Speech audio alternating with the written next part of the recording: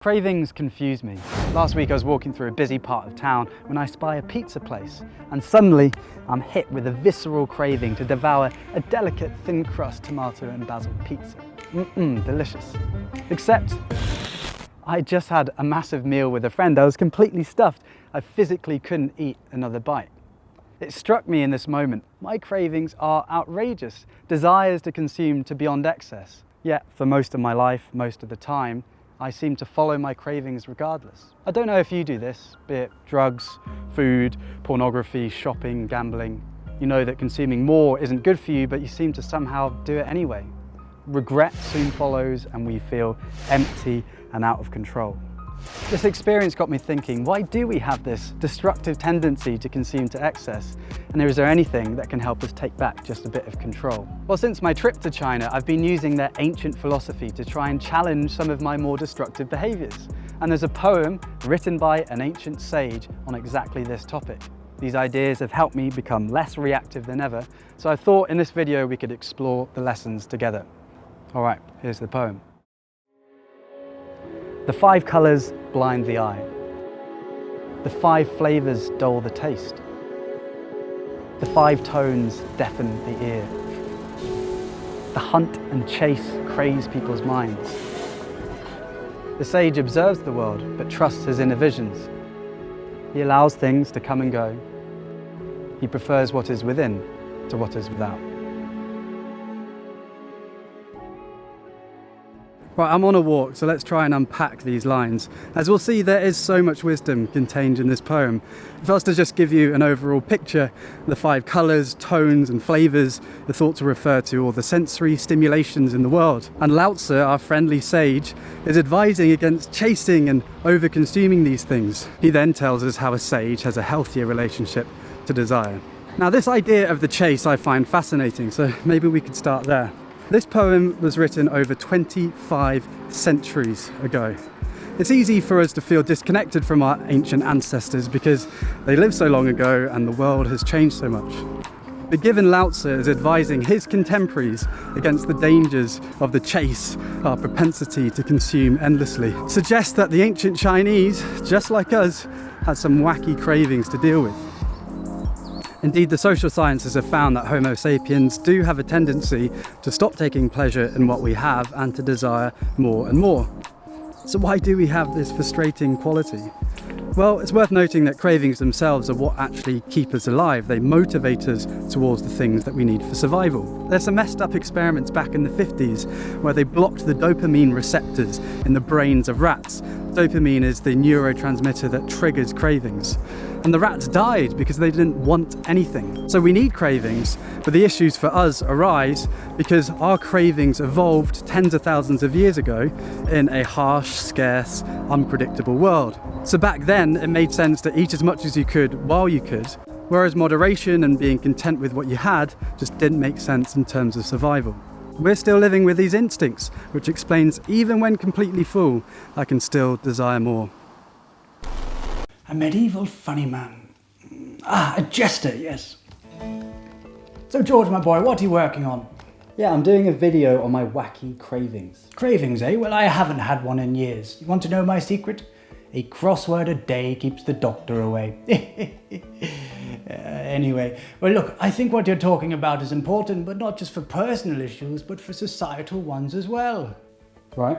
Well, I had a friend back in the 1930s, John Maynard Keynes, an economist, and he made a famous prediction that by today we'd be working just 15 hours a week. He assumed that as technology advanced, we'd be able to make everything that we needed in next to no time so we could relax.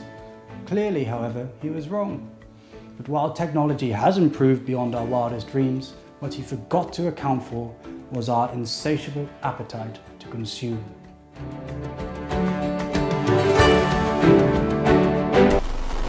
Thanks, Grandpa George. Indeed, capitalism, our current global economic system, has taken advantage of the chase through advertising and cheap credit, posing issues not only for our mental health, but the health of the planet too. Thankfully, economic systems don't need to exploit consumption, and nor are we destined to chase. And that's the first lesson that I took from this poem, just the existence of the chase itself. We're never going to finish our desires. Normally we can convince ourselves, if I just have this thing, then I'll be content. But we know now that's just not how it works. To believe otherwise is to commit ourselves to a lifetime spinning on the treadmill, deluding ourselves that we're getting somewhere. Okay, so that's a helpful idea to remember. In any given day, we are guaranteed to have thoughts that we just don't need to take seriously. But you may already know this. I know that having 5 taste the difference cookies in a row probably isn't a good idea, but I seem to do it anyway. I lose control. Let me preface when I say lose control. I'm not saying that we should become fitness bunny control freaks. Even excess itself isn't necessarily bad. Brits have been feasting for Christmas for millennia. What I'm talking about is those things that we know we don't want to do, but then do them anyway and then feel crap about ourselves. There may be healthier habits that we can learn about. Lao Tzu, our ancient Chinese sage, please give us some tips. So one of the lines is he prefers what is within to what is without. What could that mean? Well, I think Alan Watts captures this idea beautifully. He says that if we see ourselves in the correct way, we are all just as an extraordinary phenomena of nature as the trees, as the clouds, as the flickering of the fire, as the patterns of the stars. We are all just like that. You see, the ancient Chinese, they connected with something deeper than just our thinking mind. We're so harsh to ourselves in our heads. We say, oh, I wish I could do this thing, or I don't like this thing about myself. We routinely do not recognize our perfection. In the same way that you can't really judge a good tree from a bad tree, but we forget about that. And so to try and fill this emptiness that we feel about ourselves, we try and consume, hoping that will make us feel better. The sage, however, knows that that's just a delusion. He can turn inward, connect with his present being, and remember that there's nothing to be fixed, that he's already whole. So in the same way, if we notice the thought, oh, if I just have this, I'll feel better, we can turn inwards. Something I like to do is to give myself a squeeze of the hand, say, hello me, try it now if you want.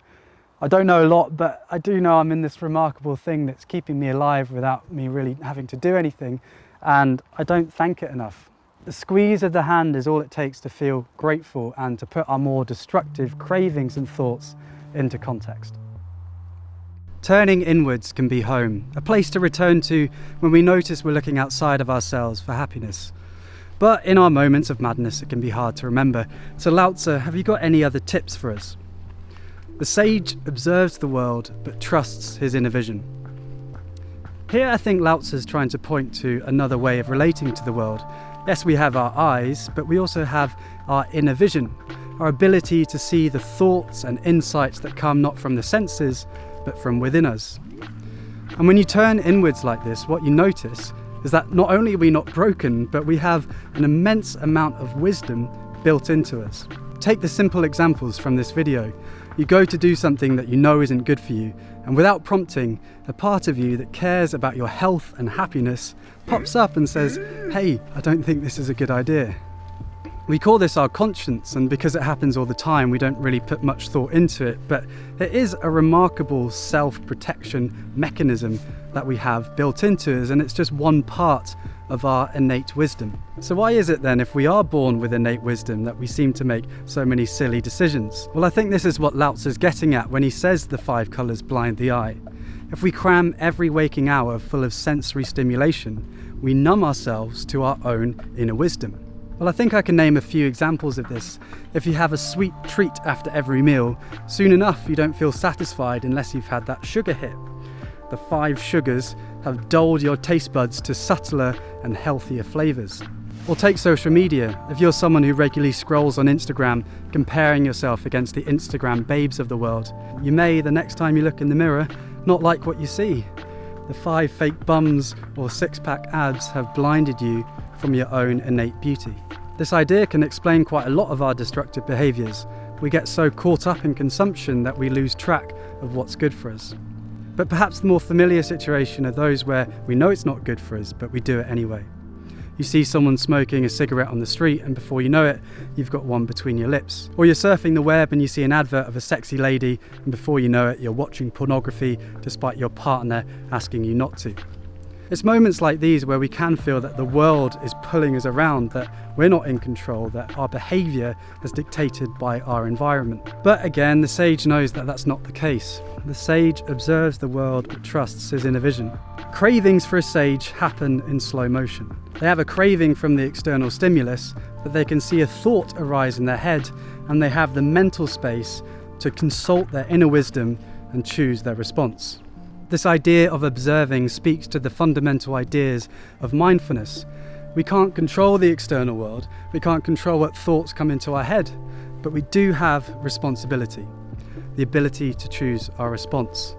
If we realise that thoughts and cravings don't have any power beyond that which we give them, then we take back control. Now clearly this is easier said than done. Cravings are powerful, and we can do practices like meditation which strengthen our ability to observe our thoughts.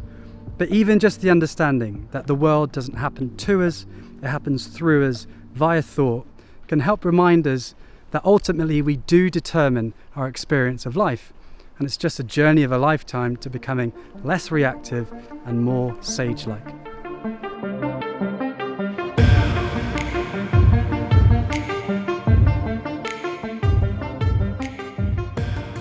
Okay, no regrets about having such a good ice cream, but it is compulsive moments like these that all sense seems to go out the window. Thankfully, however, we've got one more line from our sage Lao Tzu, and that is, he allows things to come and go. Have you noticed that your cravings seem to have this sense of urgency? Where does this urgency come from? The sage doesn't feel it. She knows that feelings, thoughts, cravings, they come and go. Say for example, you're working at your desk, you have this sense of hunger, you get a pang in your stomach. You're hungry, right? But then you jump straight into a meeting, you're doing strategy for 2 hours, and you come out the other side and realise, I haven't been hungry for the last 2 hours. Curious, right? That's just one example of how transitory cravings and thoughts are. We convince ourselves in the moment, oh, this is really important, I really need to eat. And in fact, if we just wait a short amount of time, that passes. And the sage knows this, and if we know this, then we can be like sages, people who are happy to allow things to come and go. A simple tip that I use to try and develop this ability is to wait 10 minutes. I have a craving, I wait 10 minutes. Most of the time, when I reach 10 minutes, I no longer want to do the thing because my inner wisdom has gained back control. And if I do want it, then I try and aim for moderation. The other great thing about this exercise is that it's developing that muscle, that ability to delay gratification, to not be pulled around by our external world. We create that space within to choose our response. So you see, even from just a few lines of poetry, we've been equipped with some really powerful ideas that can help us take back just that little bit of control in our next compulsive moments. We may see our cravings as thoughts and remember that we have responsibility. We may connect with our beautiful being and remember that we don't need anything outside of us to be okay. We may remember the chase and remember that all these desires, they're endless and we're never going to win this, so step off the treadmill. And finally, we may create some space. Wait just 10 minutes, not be convinced by our cravings that everything is urgent. So who knows, maybe now that we've watched this video, we're going to be like sages effortlessly observing the world. Probably not. We're probably going to have days of reactive disorder and maybe some days of heightened awareness. But that's life, that's natural. The more important thing, I think, is that we're kind to ourselves throughout that process. That's much more important than whether or not we have a chocolate bar. But for me, it has been a really interesting journey of seeing my cravings and trying to connect to a kinder, less reactive way of living. So if I can encourage you to do one thing, that would be to be curious. Maybe try observing your thoughts for the next 3 days. Because it's all well and good you watching this video and understanding, I can just let any craving go. And then really experiencing for yourself, wow, I can just let that go. So I wish you the best on your journey. Let me know how it goes in the comments below. Thanks for watching.